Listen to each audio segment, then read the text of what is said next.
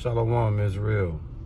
First and foremost, man, want to give all praises, glory, and honor to Yahweh through His only begotten Son, Yahushua, for allowing His word to come out, man. This is going to be a quick message, man. I'm going to name this word, bear not hatred to thy neighbor for every wrong. That's Sirach 10 and 6 in the Apocrypha, Ecclesiasticus, chapter 10, verse 6, man, is the scripture that's spearheading this lesson.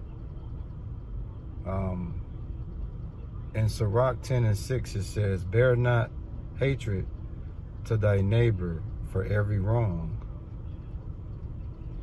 and do nothing at all by injurious practices. So it's twofold, man.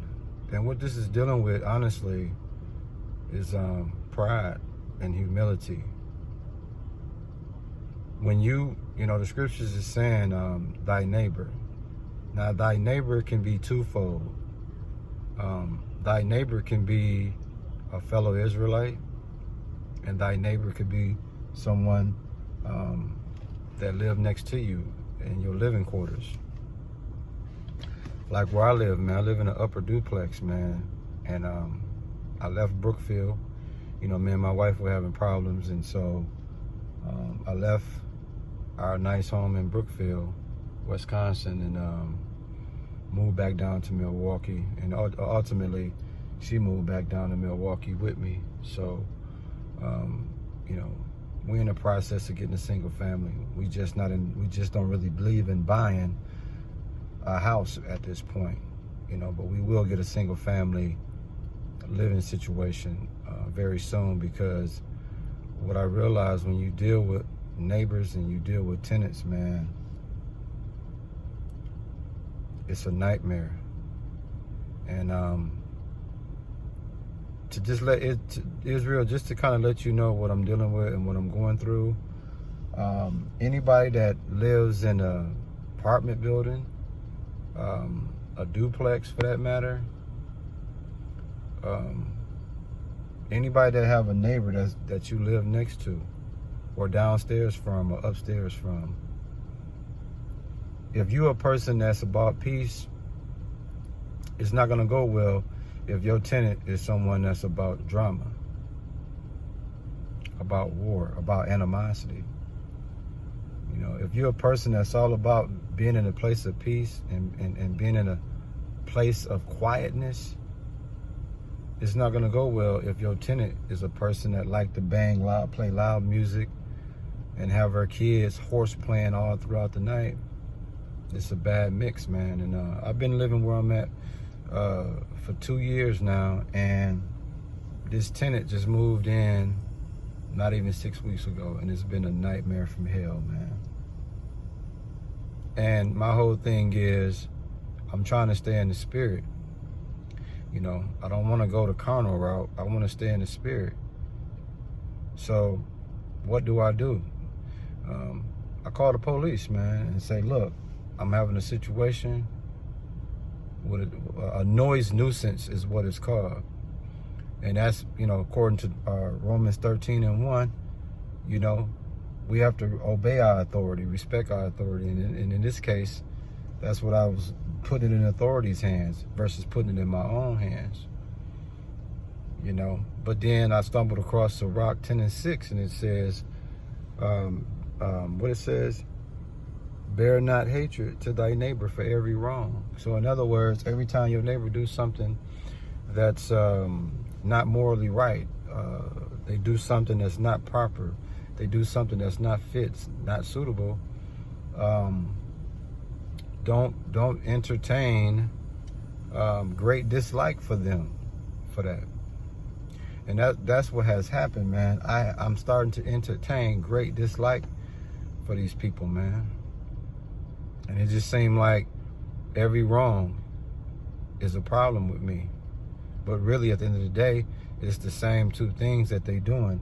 Loud music, loud TV, and the kids horse playing all through the house. all through the night type stuff. This ain't just like a couple hours. It's all type of times of the day, man. And the last thing I want to do is come home after a hard day's work. My wife come home from a hard day's work, and we got to deal with the monkey shit downstairs underneath us. And then the landlord only interested in getting his rent money. He seems to be appalled by these accusations, you see. So at the end of the day, the spiritual thing is to bear not hatred to thy neighbor for every wrong. But then, and then it's also say, and do nothing at all by injurious practice, by wrongful, hurtful, mischievous, customary actions, man. You know, some people saying me calling the police to defuse the situation might be an injurious practice. But that's the spiritual thing to do versus the carnal thing, which is to retaliate in the flesh, man. Psalms 116:2, it says, because he have inclined his ear unto me, therefore will I call upon him as long as I live, man. And that's what I'm trying to do. I'm trying to call on Yahweh through his only begotten son, Yahushua, man. Because that's the only way I'm going to be able to get through this. And the whole point of this is being proud and humble. You know, a proud person feel as though if a neighbor do anything, no matter what it is that's wrong,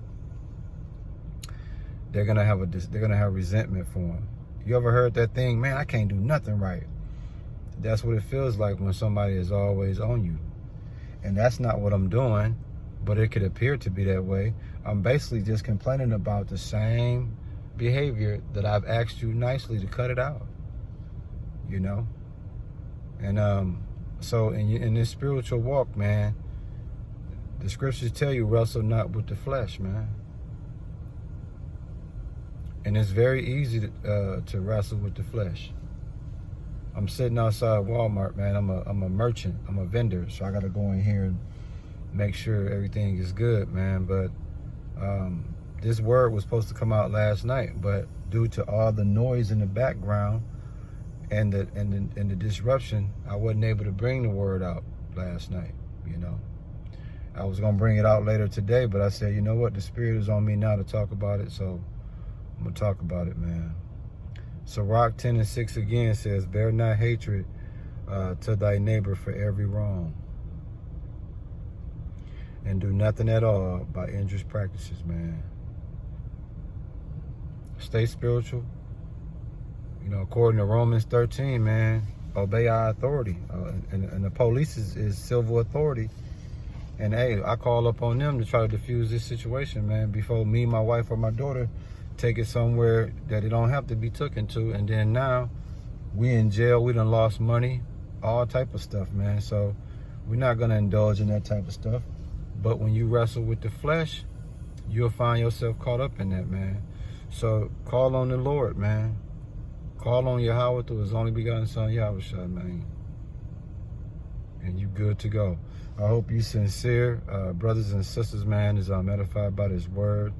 We give all praises, glory, and honor to Yahweh through his only begotten son, Yahushua, for allowing this word to come out, man. And as a spiritual person, I'm telling you, man, you're going to go through it. You're going to go through the house of sorrow quite often. The house of mirth, the house of excitement, the house of gladness. Every blue moon you might experience that, so don't even expect it, man. Shalom.